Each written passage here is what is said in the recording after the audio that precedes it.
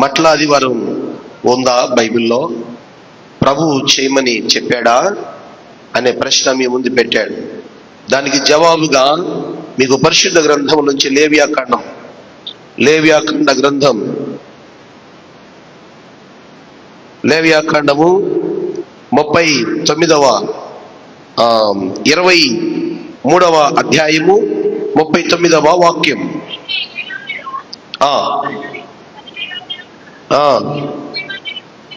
భూమి పంటను కూర్చుకునగా 7 దినములు యెహోవా నాకు పండగ ఆచరించవలెనని, మొదటి దినము విశ్రాంతి దినమును, 8వ దినము విశ్రాంతి దినమును.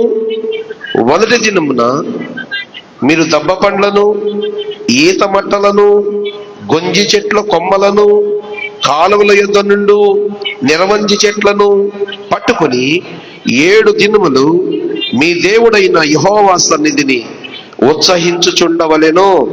అట్లా మీరు ఏటేటా 7 దినములు యెహోవాకు పండగగా ఆచరించవలెను.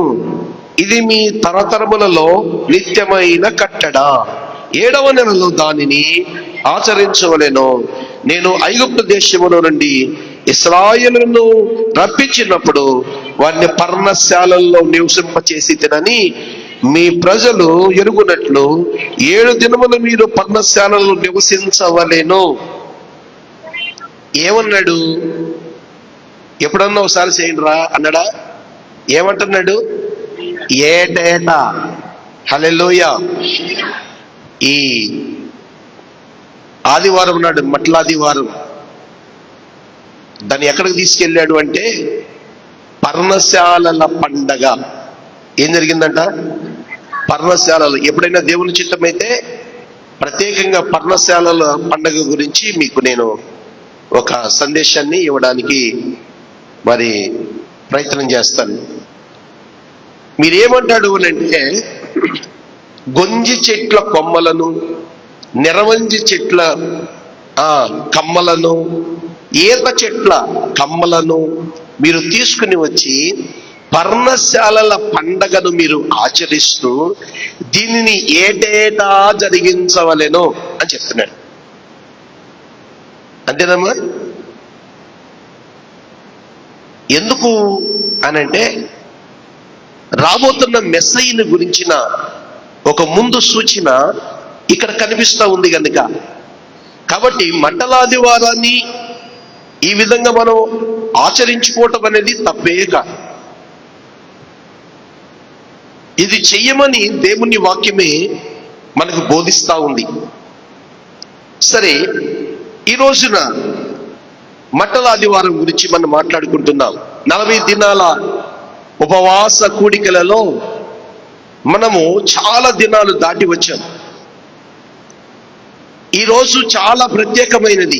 ఎందుకని అనంటే ప్రభు అయిన యేసుక్రీస్తు వారు యెరూషలేమునకు ఆయన వచ్చిన తీరును మనం చూస్తున్నాం. జాగ్రత్తగా వినాలి ఈ మాటలు. యేసు ప్రభు చాలా పర్యాయాలు యెరూషలేములోనికి వచ్చారు. ఆయన పుట్టిన 8వ రోజు ఆయనకి సున్నతి చేయడానికి, ఆయనకి నామకరణం చేయడానికి, ఆ తర్వాత అర్పణలు అర్పించడానికి సంవత్సరం గడిచిన తర్వాత ఆయన అనేక పర్యాయాలు యెరూషలేము పట్టణానికి వచ్చాడు. కానీ అన్నిసార్లు రావడం వేరు, ఈసారి రావడం వేరు. అనేక పర్యాయాలు దేవాలయంలో దేవుని వాక్యాన్ని బోధించడానికి ఆయన వచ్చాడు. అనేక పర్యాయాలు పెద్దలతో డిస్కషన్ చేయడానికి వచ్చాడు. కానీ ఈ రాకడ ప్రత్యేకమైనది. ఎందుకో తెలుసా? తన ప్రాణాన్ని అర్పించడానికి వచ్చాడు ఆయన. దేవునికి మహిమ కలుగును గాక. ఆయన వస్తూ ఏమన్నాడు అనంటే, చాలా మంది యేసుక్రీస్తు యొక్క ప్రయాణములో కనిపిస్తారు.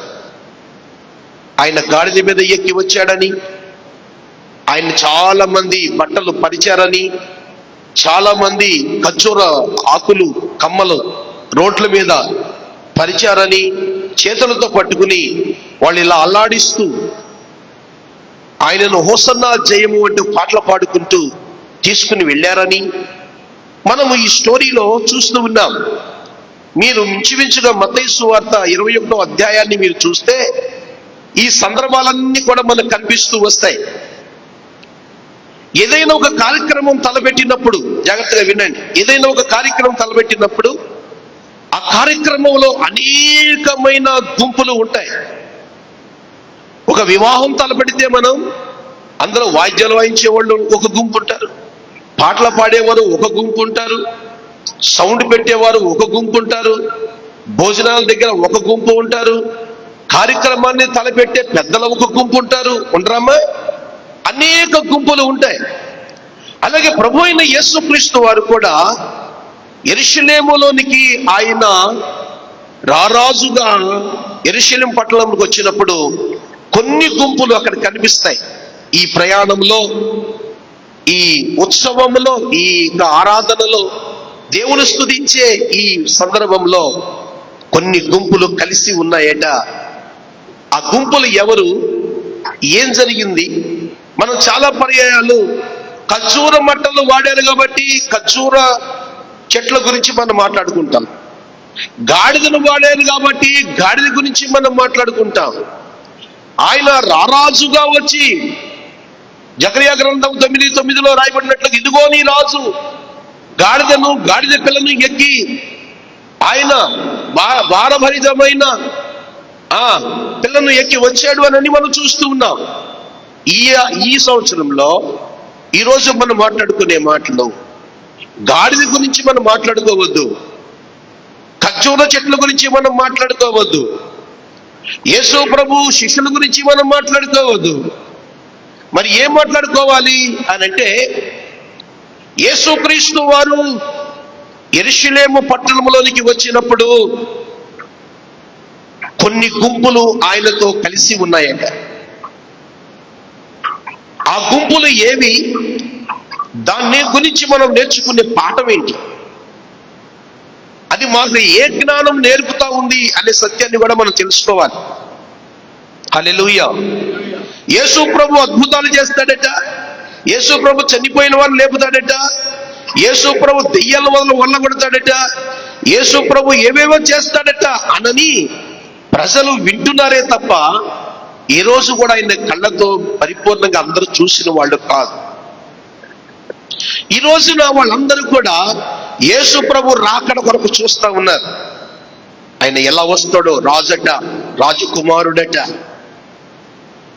ఆయన సింహం ఎక్కి వస్తాడా, ఆయన రథం మీద వస్తాడా, ఆయన గుర్రం మీద వస్తాడా, ఎలా వస్తాడు చూడాలని యెరూషలేములో ఉన్న ప్రజలందరూ కూడా ఆయన వైపు చూస్తా ఉన్నారు. అయితే ఈ రోజున ఇంత అద్భుతమైన ఒక ఉత్సవం జరగడానికి అక్కడ ఉన్న కొన్ని గుంపుల యొక్క విధి విధానాలని మనం చూద్దాం. పరిశుద్ధ గ్రంథంలో నుంచి మీకు 7 విషయాలు చెప్పాలని నా యొక్క ఉద్దేశం. సమయాన్ని బట్టి, సమయానుకూలాన్ని బట్టి ఎన్ని విషయాలు చెప్తారో నాకు తెలియదు. మీరు జాగ్రత్తగా దీన్ని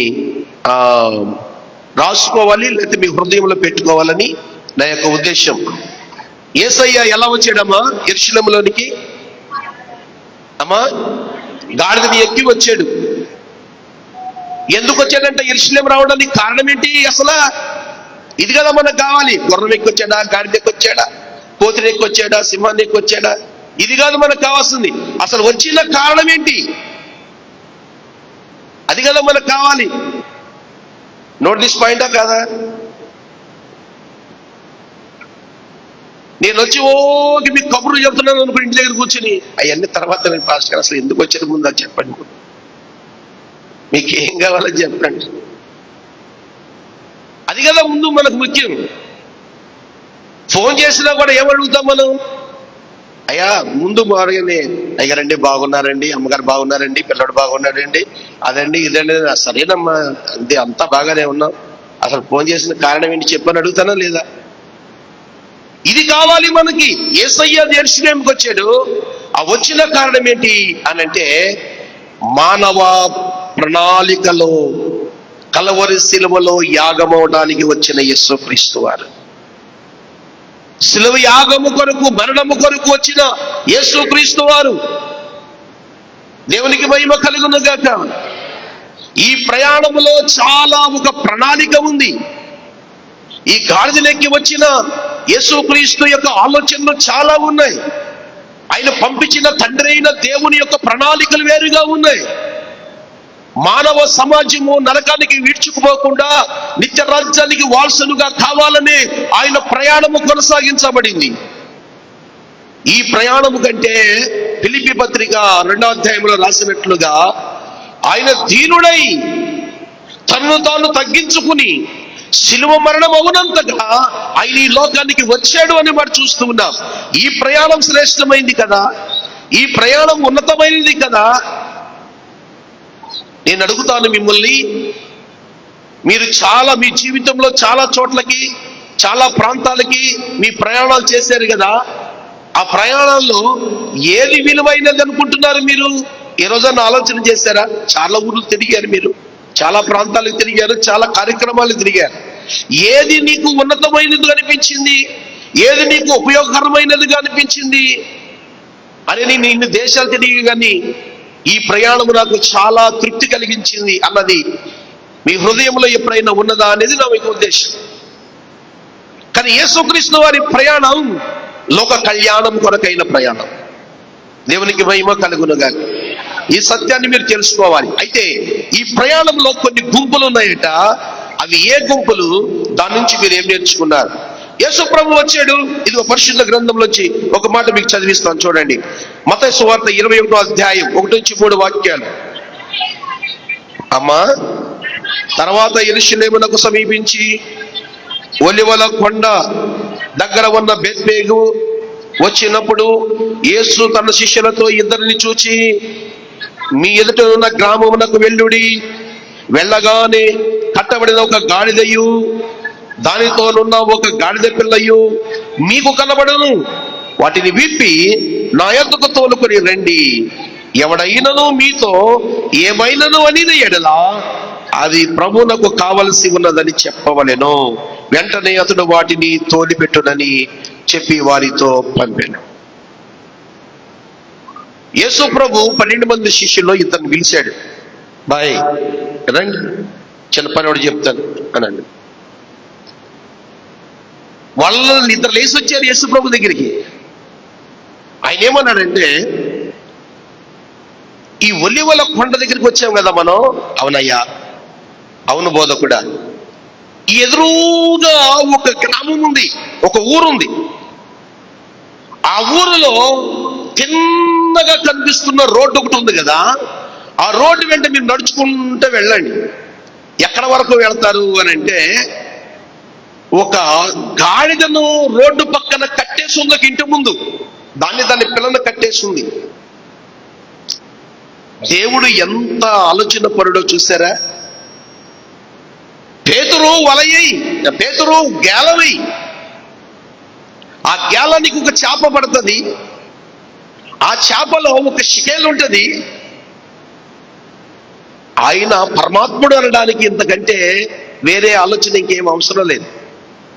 దాని కడుపులో షకేల్ ఉందని ఎవరు చెప్పారు ఆయనకి? ఆ చిన్ననైన గ్రామంలో లోపల ఒక గాడిద పిల్ల ఉందని ఎవరు చెప్పారు ఆయనకి? ఇది కదా మహోన్నతుడైన దేవుని యొక్క గొప్ప కార్యం. ఇంతకంటే ఏం కావాలి మనకి రుజువులు? ఆయన దేవుడు అనడానికి. దేవుడు మానవుడు కలిసి ఉన్న వ్యక్తి ఆయన. దేవత్వం కలిగిన మనుష్యుడు. దేవునికి స్తోత్రం కలుగునుగాక. వెళ్ళండి అన్నాడు. మొత్తానికి వీళ్ళిద్దరూ వెళుతూ ఉండగా, రే ఆగండి. మా వాళ్ళు కూడా ఒకసారి 2-3 ఆ పైన నేను ఆఫీసులో రాసుకుంటూ ఉంటాను. మీరు ఇంటికి వెళ్ళి అనగానే ఒకడు సగం దిగేస్తాడు, ఒకడు ఇంటి దాకా వెళ్ళిపోతారు. ఎందుకు వెళ్తారో కూడా నాకు తెలియదుగా. ఎందుకంటే పాస్టర్ గారు చెప్పారు, నేను ఏదో పట్టుకొచ్చేయాలి ఏనని. మరి వెళ్ళి ఏం చేస్తారంటే, ఏమన్నా గారు చెప్పండి అని అంటాడు. నా నోట్లోంచి మాట పూర్తి కాకముందర పరిగెడతాడు. అలాగే వీళ్ళు వెళ్ళిపోతున్నారు. ఒరే అడగంటారు ఆయన. అక్కడ ఒక గాడిద ఉంటుంది, దాని పక్కన పిల్ల కూడా ఉంటుంది. దానిని ఒకవేళ మీరు ఇప్పేటప్పుడు ఇంటి యజమాని గాని చుట్టుపక్కల వారు గాని ఎందుకు నువ్వు ఇప్పుతున్నావు అని అంటే, ఇది ప్రభువుకు కావాలని చెప్పండి. వాళ్ళకి నోట్లో మాట కూడా రాదు.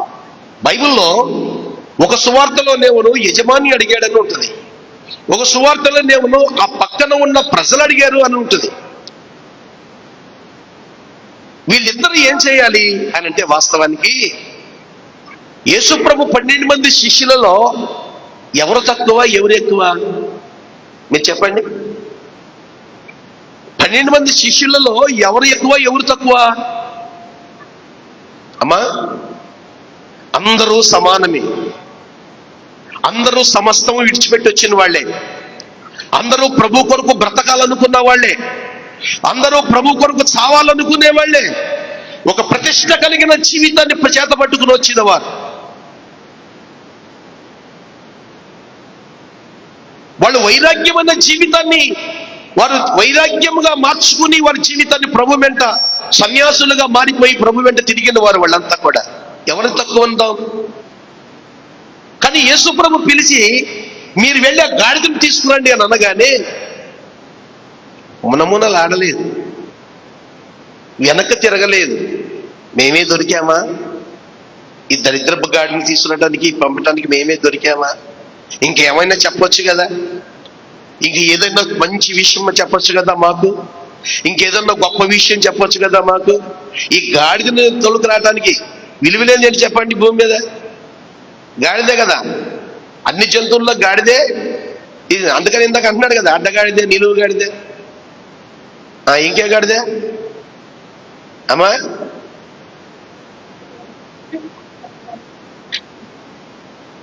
కానీ మనం నేర్చుకునే పాఠం ఏంటో తెలుసా?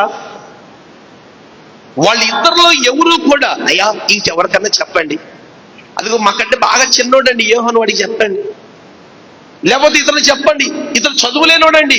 ఏమండి మేము చదువులో ఉన్నవాళ్ళమండి, మేము బాగా చదువుకుని ఉద్యోగాలు చేసి నీ కోసం ఉద్యోగాలు వదిలిపెట్టి వచ్చామయ్యా బోధకుడా, మేము గాడిదని విడిచి తీసుకుని రావాలా? ఈ చదువు చందే లేకుండా ఆ సముద్రాల్లో ఆ చేపలు పట్టుకుని వీళ్ళు పంపపోయావా అని చెప్పేసి అనొచ్చు. లేరండి చదువుకునే వాళ్ళు, ఉద్యోగాలు చేస్తూ చేస్తూ వదిలిపెట్టి వచ్చిన వాళ్ళు లేరా యేసు ప్రభు వెంట? వాళ్ళకి చేపలు పడదు తప్ప ఇంకేం రాదయ్యా, వాళ్ళ పంపండి అనొచ్చు. కానీ యేసు ప్రభు మాట చెప్తే తల ఉంచుకుని వెళ్ళిపోయారు వాళ్ళు. అది కదా విధేయత. హల్లెలూయా. నేనేం చెప్తాను తెలుసా? మొదటి గుంపు విధేయత కలిగిన గుంపు. ఏ గుంపమ్మా? విధేయత కలిగిన గుంపు. దేవునికి స్తోత్రం కలుగునుగాక.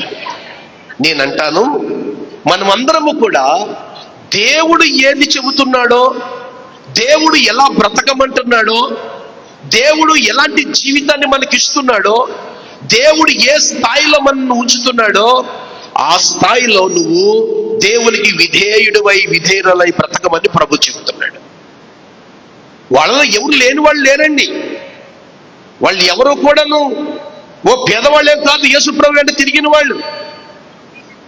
ఏలియా శిష్యుడైన ఎలీషా బహుగా గొప్ప రైతు బిడ్డ, ఆయన బాగా ధనవంతుడు. ఆయన అపోస్తలుడైన పౌలు ధన సంపన్నం కలిగిన వాడు, గొప్ప ఆయన వేదాంతి, ఆయన జ్ఞానం కలిగిన వాడు, ధర్మశాస్త్రంలో నిష్ఠాగరిష్ఠుడు అపోస్తలుడైన పౌలు.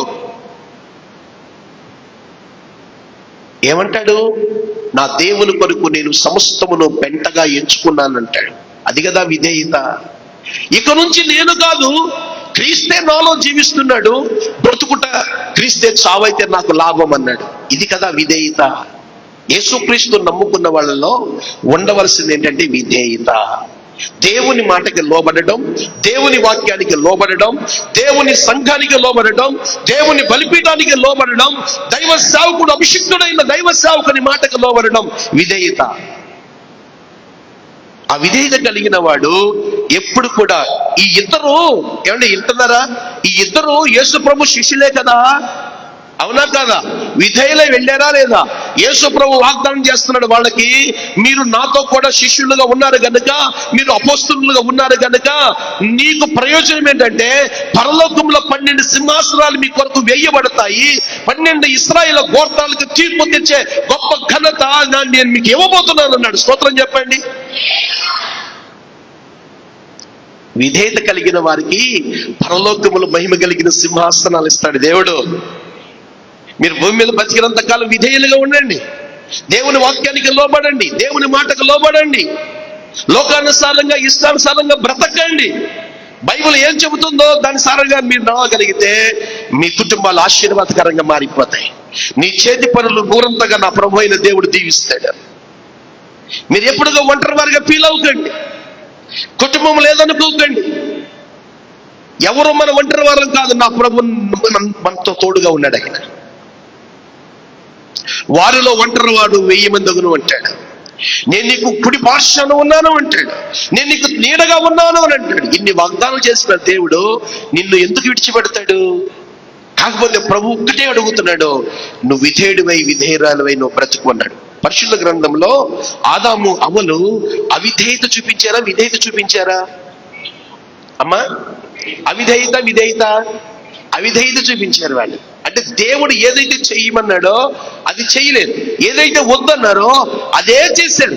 అందుకని అవిధేయత వారిని శాపగ్రస్తులుగా చేసేసాడు.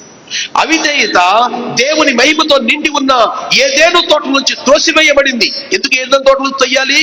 దేవుడు నడియాడిన స్థలం అది, దేవుని మహిమతో నిండిన స్థలం అది, అందుకని బయటికి తోసివేయబడ్డారు. కానీ పరిశుద్ధ గ్రంథంలో అబ్రహాం అనే ఒక అతను ఉన్నాడు. అతడు ధనవంతుడే. చాలా మంది ఏమంటారంటే అబ్రహాముని దేవుడు పిలిచిన తర్వాత అతడు ఆశీర్వదించబడ్డాడు, అంత ముందర ఏమీ లేదని. నో నో నో, అతడు కలిగినవన్నీ అమ్ముకుని దేవుడు పిలిస్తే వచ్చేయడం రాయబడింది బైబిల్ గ్రంథంలో. అంటే ఎక్కడికి వెళ్ళాలని అడగలేదు, ఏం చేయమని అడగలేదు. దేవుడు రమ్మంటే మాటకు విధేయత చూపించి వచ్చేసాడు అబ్రహాము. పరిశుద్ధ గ్రంథంలో రాయబడి ఉన్న మాట, అబ్రహామును దేవుడు బహుగా ఆశీర్వదించను.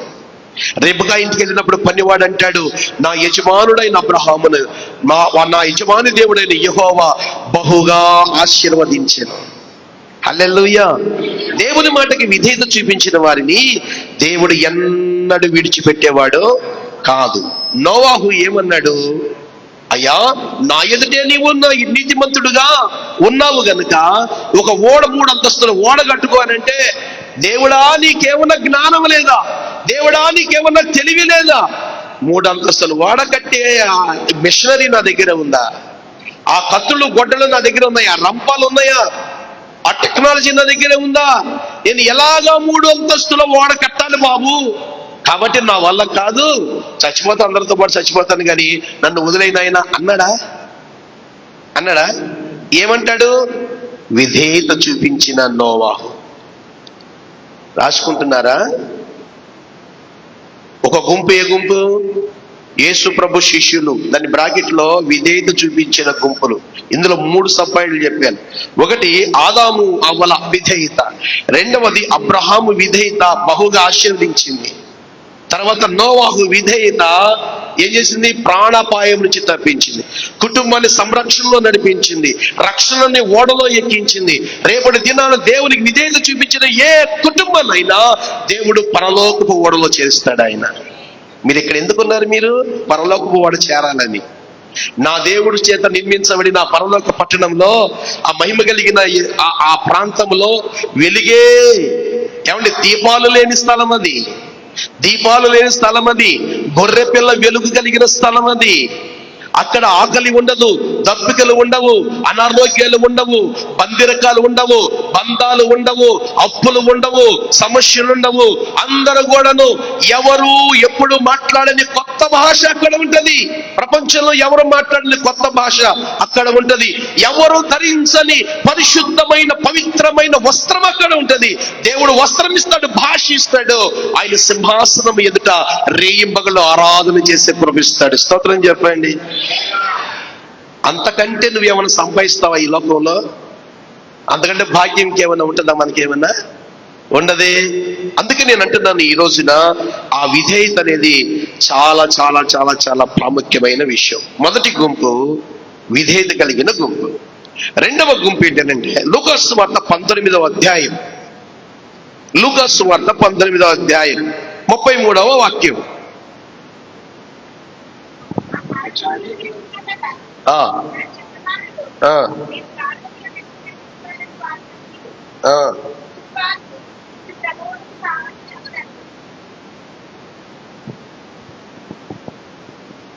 ఈ భాగంని మీరు చూడండి. రెండవ గుంపు త్యాగము సమర్పణ కలిగిన గుంపు. మొదటి గుంపు ఎవరమ్మా? యేసయ్య అమ్మటే ఉన్న గుంపు. యెరూషలేము పట్టణానికి శిలువ యాగానికి ఆయన బయలుదేరి వెళుతూ ఉండగా, యెరూషలేము వస్తూ ఉండగా ఆయనకు తోడుగా ఉన్న గుంపులు ఇవన్నీ.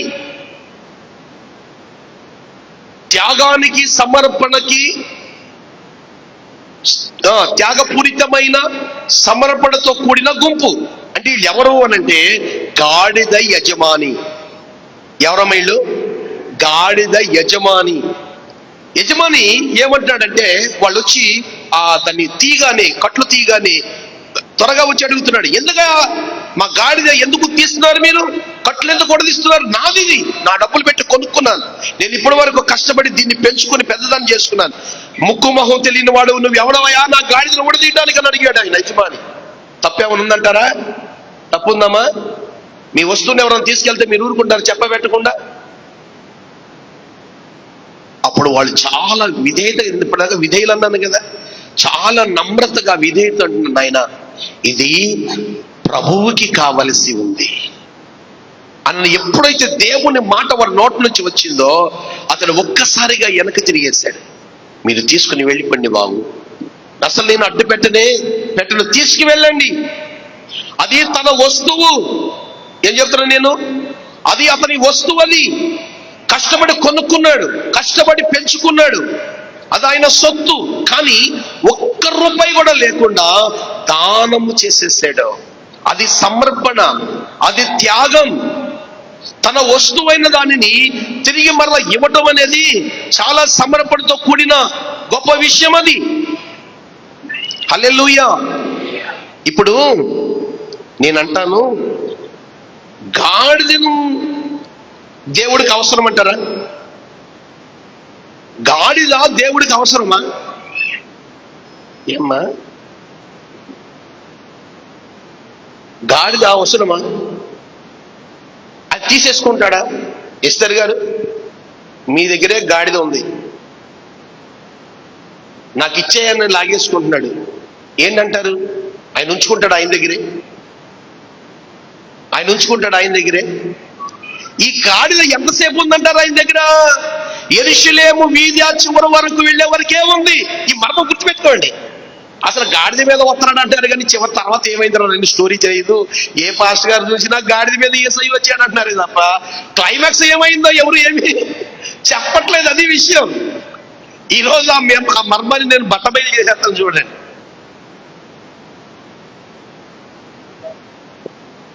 యేసయ్య యెరూషలేము వీధుల్లో తిరిగిన తర్వాత మళ్ళీ ఎవడి దగ్గరికి అయితే గాడిద ఎవడితో ఉందో మరలా తిరిగి అక్కడికి వెళ్ళిపోయింది. అది గుర్తుపెట్టుకోండి.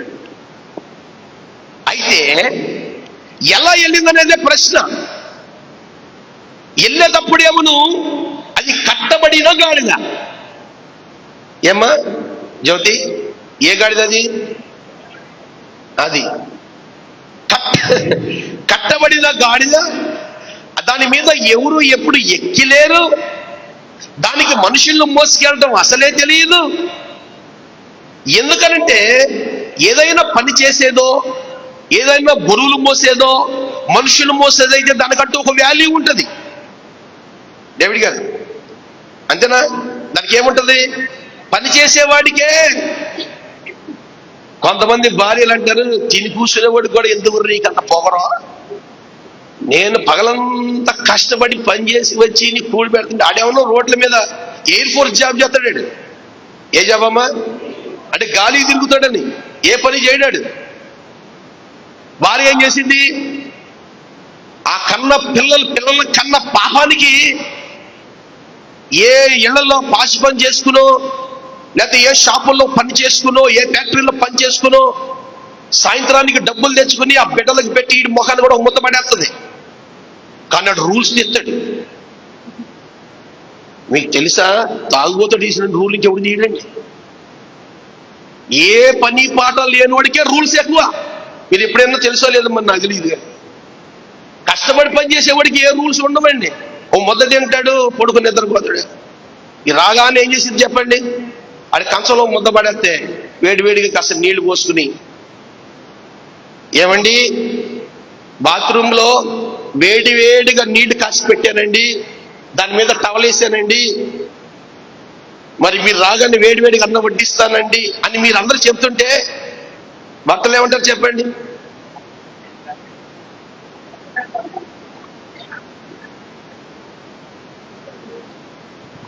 దేవుడు ఎలాగోలా నేను దీవించిన కాక.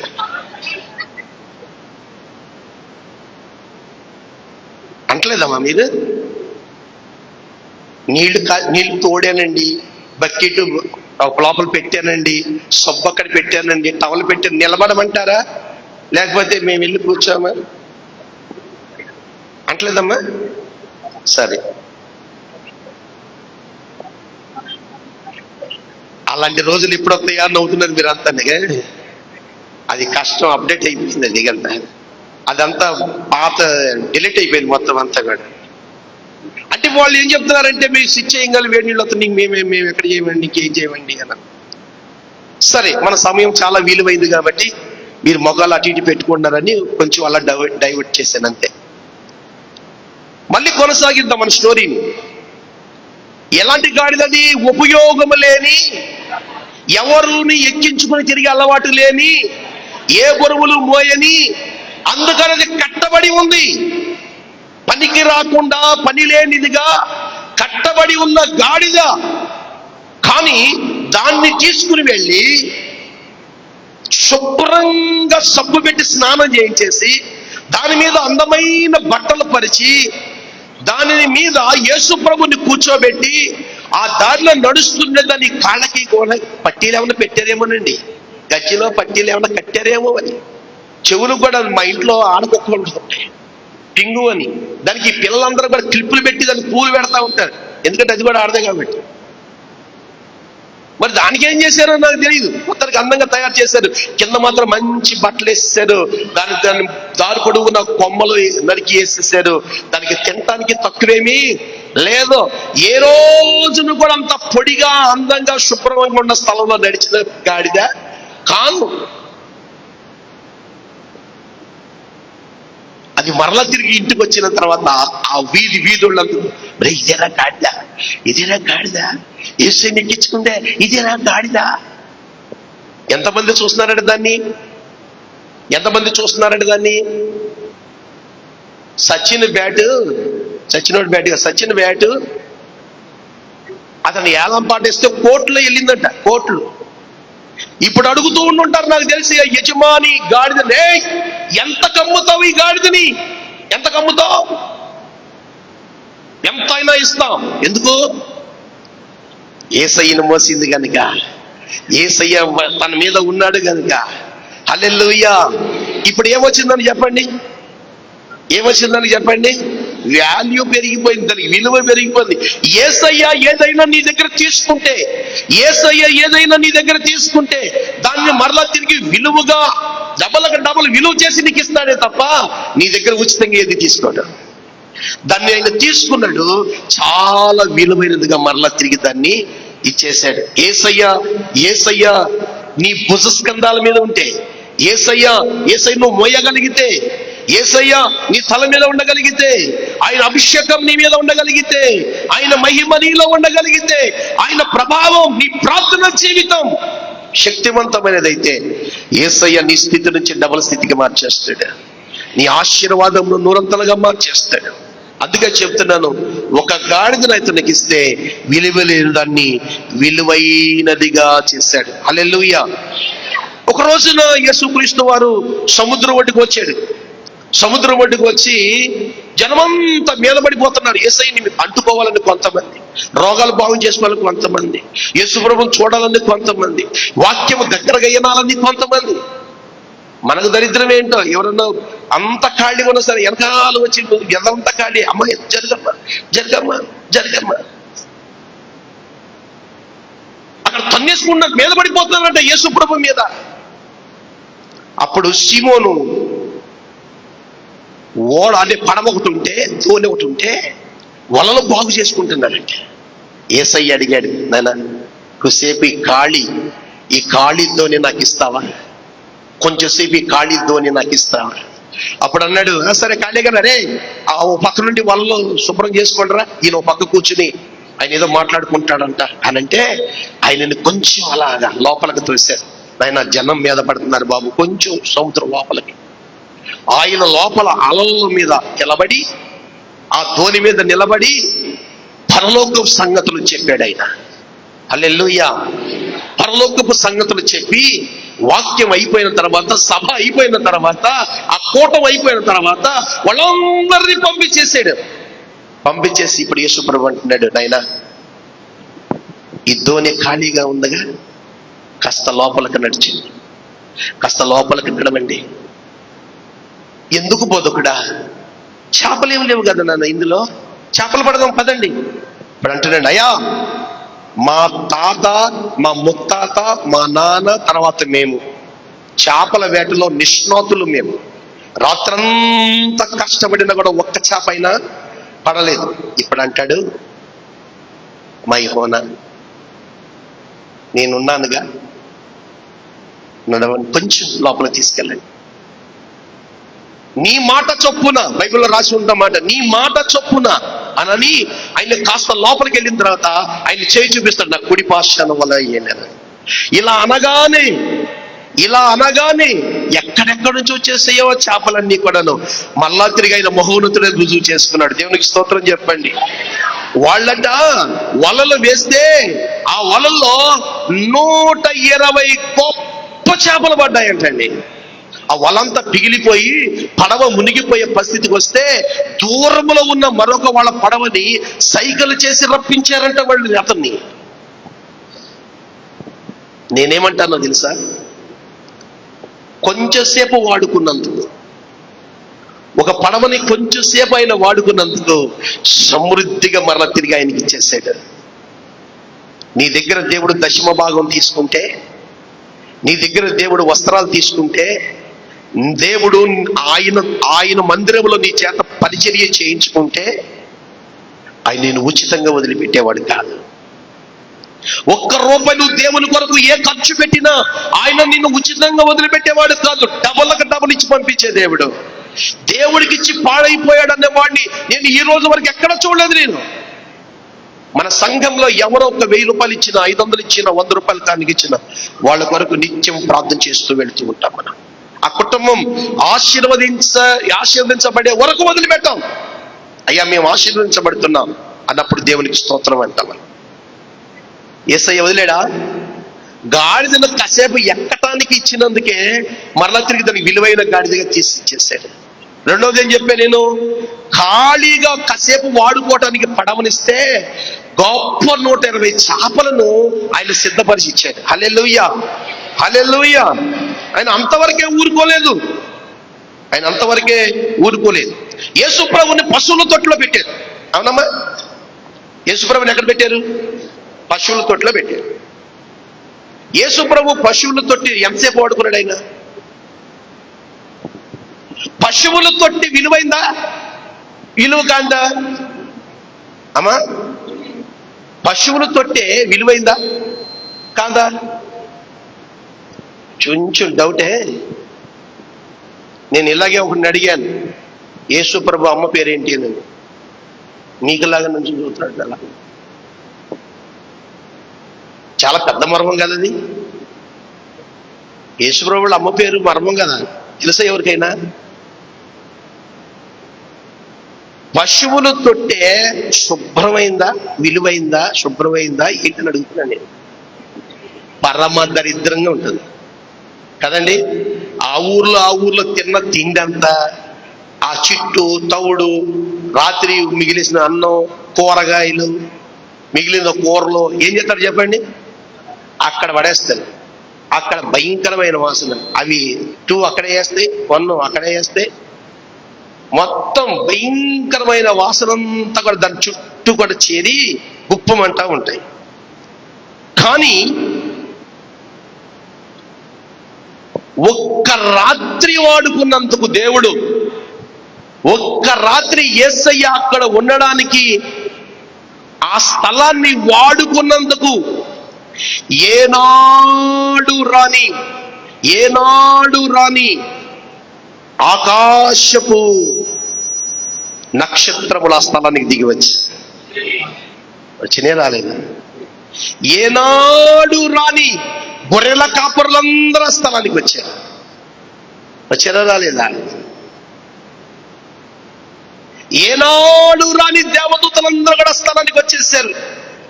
అది భయంకరమైన దుర్వాసన పట్టే స్థలమైన దేవుడు కొంచెం వాడుకున్నందుకు దానికి విలువైన స్థలం. ఈ రోజున పశువుల పాక, యేసు ప్రభు పుట్టిన పశువుల పాక స్థలం దగ్గరికి వెళితే ఎంత వాల్యూ తెలుసా? దానికి అన్ని ఎంత విలువో తెలుసా?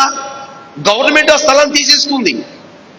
ఇది యేసు ప్రభు పుట్టిన స్థలం అని కొంచెంసేపు వాడుకున్నందుకు దేవుడు నువ్వు ఒక్క పాట పాడినా తగిన జీతం దేవుడు నీకు ఇస్తాడు. నువ్వు ఒక 10 నిమిషాలు మోకాళ్ళేసి ప్రార్థన చేసిన దేవుడు తగిన ప్రతిఫలం నీకు ఇస్తాడు. నువ్వు కనీసం మందిరం కడిగితే తగిన ప్రతిఫలం దేవుడు నీకు ఇస్తాడు. నువ్వు ఏం చేసినా దేవుడు ఒట్టి చేతుల్లో వదిలిపెట్టే పోయేవాడు కాదు. దేవుడు నువ్వు సువార్త ప్రకటించి, అన్నిటికంటే శ్రేష్టమైనది ఏంటో తెలుసా? మీరు సర్వలోకానికి వెళ్ళి సర్వ సృష్టికి సువార్తను ప్రకటించండి. నువ్వు సువార్త ప్రకటించి నీ ద్వారా ఒక్క వ్యక్తి రక్షించబడితే ఆ ప్రతిఫలం పరలోకంలో కిరీట రూపంలో దేవుడు నీకు ఇస్తాడు. పరిశుద్ధుల ఎదుట నిన్ను ఘనపరిచే నా ప్రభు అయిన యేసయ్య నీ కళ్ళ ముందల ప్రత్యక్షం అవుతాడు. స్తోత్రం చెప్పండి. శిలువమాను మీద ఎలాడుతున్న యేసయ్యని అరమత్త యేసేబు అనేవాడు పిలాతు దగ్గరికి వెళ్తాడు. పిలాతు దగ్గరికి వెళ్ళి, అయ్యా యేసు ప్రభు ఆ దేహాన్ని మాకు ఇవ్వండి, ఆ శవాన్ని మాకు ఇవ్వండి అని అంటే, ఆయన ధనవంతుడు. అరమత్త యేసేబు అనేవాడు ధనవంతుడు. ఆయన మాట కాదనకుండా పిలాతు ఇచ్చేస్తాడు. అతన్ని తీసుకుని వచ్చి అతని కొరకే తొలిపించుకున్నా, వింటున్నారా? అతని కొరకే తొలిపించుకున్న సమాధిలో యేసు ప్రభుని 3 రోజులు పెట్టారు. అవునమ్మా? యేసుక్రీస్తు 3 రోజులే వాడుకున్నాడు సమాధిని. గుర్తుపెట్టుకోండి. ఆ రోజున గాడిదనేమను ఒక పూటకే వాడుకున్నాడు, దాన్ని ఘనమైనదిగా చేశాడు. రెండవది ఏం చెప్పాను నేను? అయ్యా ధోనిను దేవుడు కొంచెంసేపే వాడుకున్నాడు, సమృద్ధిగా మరలా తిరిగి ఇచ్చాడు. ఇప్పుడు నేను అంటున్నాను, 3 రోజులే సమాధిని వాడుకున్నాడు దేవుడు. ఈ రోజు వరకు ఈ సమాధి అరమత్త యేసేబు సమాధి అని కొన్ని వేల సంవత్సరాల పాటు అతని పేరు మారుమ్రోగేలాగా ఆ సమాధి చాలా విలువైనదిగా మారిపోయింది. హల్లెలూయా.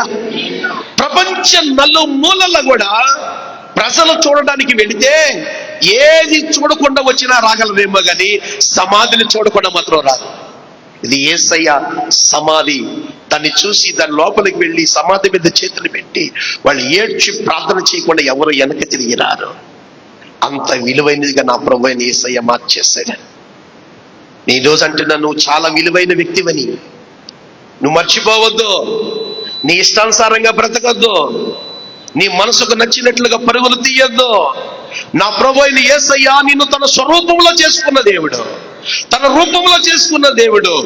నువ్వు దారి తప్పి ఆదామావులు చేసిన పాపాన్ని పోలి ముందుకు వెళుతున్నావు గనుక మానవుడిగా ఈ లోకానికి దిగి వచ్చి శిలువ మ్రాను మీద వేలాడుతున్న యేసయ్య ఆ రక్తమును నీ మీద ప్రోక్షించాడు. పాపం అనే దిశమలను కప్పడానికి, నీ మొండి వలను కప్పడానికి ఆయన రక్తం అనే వస్త్రాన్ని నీకు ఇచ్చేసాడు. దాన్ని పోగొట్టుకోవద్దు. నీ ఇష్టానుసారంగా నువ్వు ఉండద్దు. ఒక ఆయన అంటున్నాడు, సార్ మనం చాలా పవిత్రంగా ఉండాలి, చాలా పరిశుద్ధం. ఎవరుంటున్నారు అయ్యారు? ఎవరుంటున్నారండి? మీరు వాక్యం చెబుతున్నారు కానీ అంత పరిశుద్ధంగా ఎవరున్నారు మాస్టర్ గారు? ఏదో వస్తున్నాం పోతున్నాం అంతవరకే. వాక్యం ఎంతసేపు బాగానే అంటున్నారు, బయటికి వెళ్తే ఎవడు బతుకు ఆడిది, ఎవరి రాజ్యం ఆడిది, ఎవరు నచ్చినట్టు వాళ్ళు బతుకుతున్నారు. ఎవరండి పరిశుద్ధంగా? ఎవరు వెళ్తారండి పరలోకం అని అంటున్నాడు. కానీ నేనేమంటానో తెలుసా? యేసయ్య నీ కోసం ఖర్చిన కల్వరి శిలువల రక్తం. రెండవది, నీ కొరకు కొరడాలు తన శరీరం మీద చీల్చి అది గాయాలు పాలైపోయి అపవాదికి దొరకకుండా, పాపానికి దొరకకుండా, నరకానికి దొరకకుండా, సాతానికి దొరకకుండా నిన్ను ఆయన గాయముల్లో దాచిపెట్టి ఉంచుతున్న దేవుడు. ఆయన గాయాలను దాస్తున్నాడు, నిన్ను కప్పుతున్నాడు. ఆయన గాయాలని వ్యర్థంగా నువ్వు చూడకు. అవమానంగా చూడకు, తక్కువగా చూడకు. నిన్ను పేరు పెట్టి పిలిచే దేవుడు ఆయన. ఆయన ఏర్పరచబడిన వంశం మనం, ఆయన రక్తం యొక్క వాల్యూ మనం. కాబట్టి తన జీవితాన్ని మనం జాగ్రత్తగా కాపాడుకోవాలి. ప్రతిష్ట కలిగిన జీవితం, త్యాగపూరితమైన జీవితం కావాలి మనకి. ఏ జీవితం కావాలి? త్యాగపూరితమైన జీవితం, ప్రతిష్ట కలిగిన జీవితం కావాలి. అంతేగాని మరొక ఆలోచన మీకు ఉండకూడదు. అందుకని మనుషులలో వైరాగ్యం కలిగిన జీవితం ఉండాలి. అందుకే 2 విషయాలు చెప్తా ఉన్నాను. దేవుని చిత్తమైతే మరొకసారి మరలా మనం మాట్లాడుకుందాం. అందుకని నేను అంటున్నాను, సమాధిని దేవుడు వాడుకున్న దేవుడు మరలా తిరిగి ఘనమైనదిగా దాన్ని ఇచ్చినట్లుగా దేవుడు నీ జీవితాన్ని ఘనమైన స్థితిలో ఉంచబోతా ఉన్నాడు, ఉన్నతమైన స్థితిలో ఉంచబోతా ఉన్నాడు. 3వ విషయాన్ని మనం చూస్తే లూకా సువార్త 19వ అధ్యాయం 39-40. ఇది అలా టచ్ చేసేసి నేను ముగించేస్తాను, తర్వాత చూసుకుందాం మిగిలిన మాటలు. ఆ సమూహంలో ఉన్న కొందరు పరిసయ్యులు, బోధకుడా,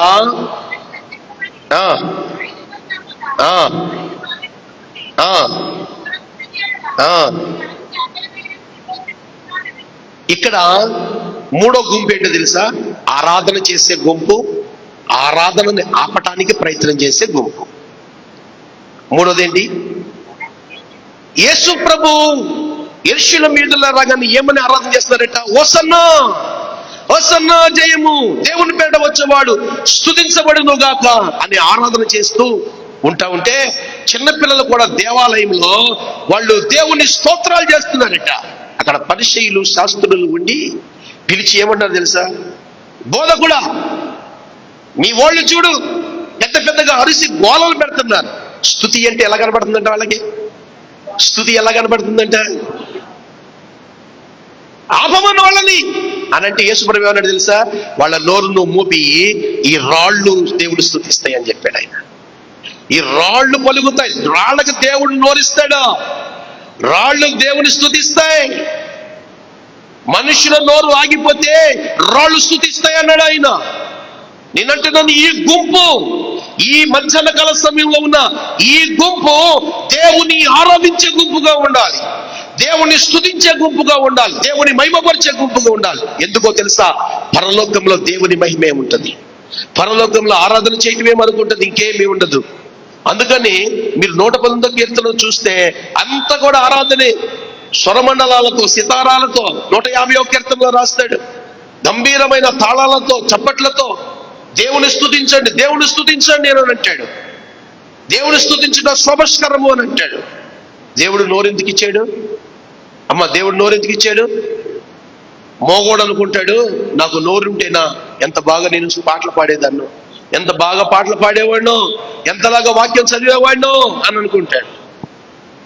కాళ్ళు లేనివాడు అంటాడు, నాకు కాళ్ళు ఉంటేనా నేను దేవుని సువార్తకి ఎంత దూరం వెళ్ళేవాడినో అంటాడు. కళ్ళు లేని గుడ్డివాడు అంటే నాకు కళ్ళుంటే నా బైబిల్ ఎన్నిసార్లు చదివేసేవాడు. ఆ ఏ వైకల్యము మనకు లేదుగా. కళ్ళు ఉన్నాయి, నోరు ఉంది, చెవులు ఉన్నాయి, కాళ్ళు ఉన్నాయి, చేతులు ఉన్నాయి. దేవుణ్ణి సంపూర్ణంగా ఆరాధన చేద్దాం, దేవుని సంపూర్ణంగా మహిమపరుద్దాం. మోకళ్ళిద్దామా? మోకళ్ళిద్దామా?